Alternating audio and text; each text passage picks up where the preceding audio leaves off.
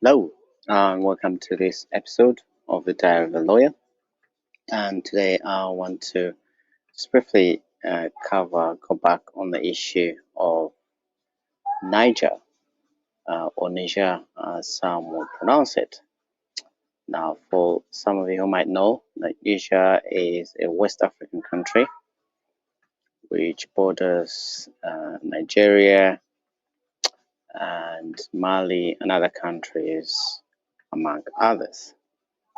Now, as a brief background, there was a coup, I think around a month ago, where a democratically elected president, after um, a new constitution was observed and uh, brought into action, was removed in a coup d'etat by a military officer who is said to be trained and in terms of his military career in the United States, among others. Since then, ECOWAS, which is the economic organization in West Africa that encompasses a number of countries, issued an ultimatum for the coup to be reversed, or else military action would follow. They set a deadline, which came and went, and the military coup leaders in Niger stood their ground and they have vowed to defend their country. Furthermore, other countries have, I think a couple of countries have said they will be on the side of Niger if military action were to happen. There's also seem to be mixed views around the world, especially from the African continent, in terms of the intervention by ECOWAS, but also whilst facing the dilemma that coup d'etats are not the best way of improving and governing countries, because that just sets up a spiral of counter coups and violence. The African Union also met and had a discussion around the subject, but it's not very clear what their position is at the moment. But what is also noticeable or notable is that they didn't necessarily come out fully to endorse military intervention. So that's sort of the background. And the coup happened on the 26th of July, where soldiers loyal to General Abdulrahmani Tiani detained Niger's president, Mohamed Bazoum, and they declared a full military takeover by the National Council for the Safeguard of the Homeland. And there followed condemnation across the world for weeks, which brings us to where we are now. What we want to discuss now is in terms of the impact on the wider challenge on democracy in the region, which extends beyond Niger. There appears to be no compromise in sight. The CNSP, which is the coup d'etat leaders, have tried to force Bazoum into resigning in the hope of rebranding themselves as pragmatic managers of a political transition, according to an observer's view from one of the think tanks in London, Chatham House. And he has, however, stood firm. And ECOWAS has also responded in kind, immediately imposing heavy economic sanctions and threatening a military intervention, as I mentioned before. So there's no compromise in sight. So what are some of the reasons that motives that could have led to the coup? Obviously, no one is in the head of the coup leaders, but one can only project views and speculate based on publicly available facts. And they appear to have been, from their own statements, motivated by security and governance concerns, as well as what is termed as post-hoc justifications that um, have also met with adverse reactions from across the world. It is important to note, as I noted in another episode before, that as democracy in Niger was not perfect, but there had been some sort of constitutional forward step that up until last July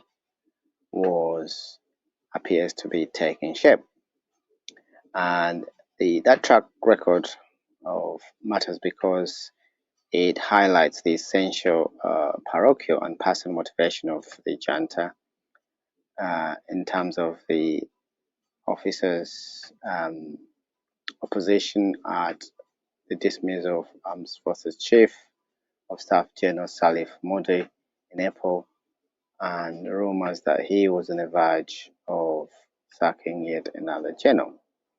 So, could that be one of the motivations? Again, as I mentioned, there has been some sort of support from Mali, Burkina Faso, and Guinea, and from other actors, private actors. So that is, one can only speculate of what the motivations are. And what are the stakes for ECOWAS? For ECOWAS, the future of democracy, according to Chatham House, across West Africa is at stake.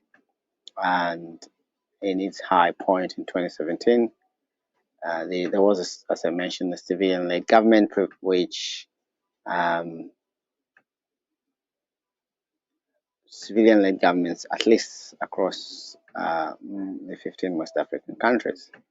However, in the last few months, 3 years, there has been around 6 military coups, 2 in Mali and Burkina Faso, and it appears that the progress that was made has now been rolled back. And I think there's also widespread concern that the nature of the Niger's coup increased some of those concerns. Because in Mali and Guinea, as well as Burkina Faso, there were structural drivers that apparently explain political change. However, for example, Mali's president, Ibrahim Boubacar Keïta, had neglected, according to observers, northern and central regions. Elections had been manipulated and urban protests were repressed with lethal violence.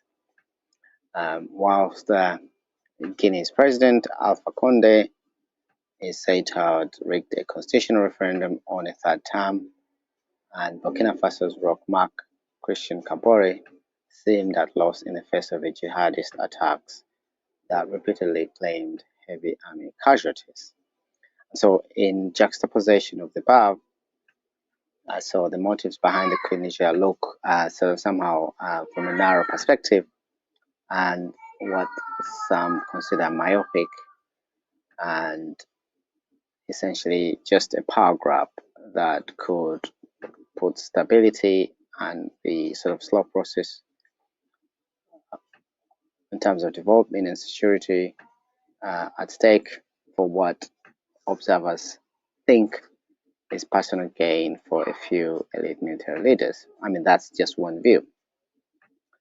And also, obviously, by being internally distracted, that may also impact the focus on the external threats from other groups that have been spreading and involved in attacks across the region. And there also seems to be an emerging ideological challenge, which is the accelerating trend of military coups across West Africa, and which has evolved into sort of more fundamental ideological challenge to the long-standing ECOWAS model of civilian-led constitutional and pluralist government, buttressed by close development and military partnerships with the West and the UN system. And so this seems to be the new wave of course seems to indicate a new brand of military regimes that are taking roots in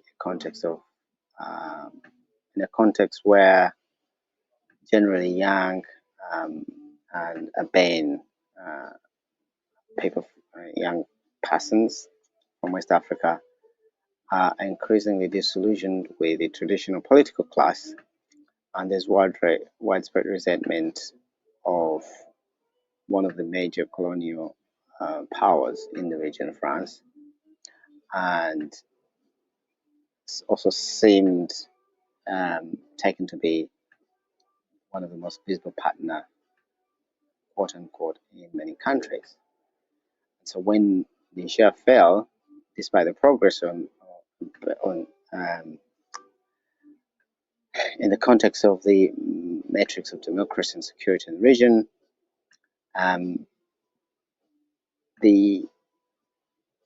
that sort of leads to some questions around the roots of West Africa's cause, the causes, is it misgovernance or palace politics, but also highlights the complex interplay of emerging identities where new social attitudes and popular rejection of business as usual politics. And there are also other external parties that may be involved, but that's a matter for others to speculate. So ECOWAS, in its way, has failed to secure popular support or the backing of other African Union member states in relation to its threat to use force against the Nigerian junta, while sanctions may be a blunt instrument that allow pushists, i.e. coup, deter enforcers to present themselves as defenders of the people subjected to hardship by bullying regional neighbors. So that essentially leaves the only slow, unglamorous, greasy, mechanic one option, which is politics and democracy. And that in itself is where essentially it should have started. And so the challenges to democracy, not just in the region, in West Africa, but across the continent, posed by the Niger Coup is immense, where there's an interplay of a young population that wants not only democratic governance, but basic infrastructure, such as functioning road systems, electricity, internet, because they see the benefits of an exposure of social media on the internet, and they see how other people live, and they're not prepared, would appear, to just be essentially passive in their lives. And so that maybe explain why there are successive coups in the region, or whether it's opportunism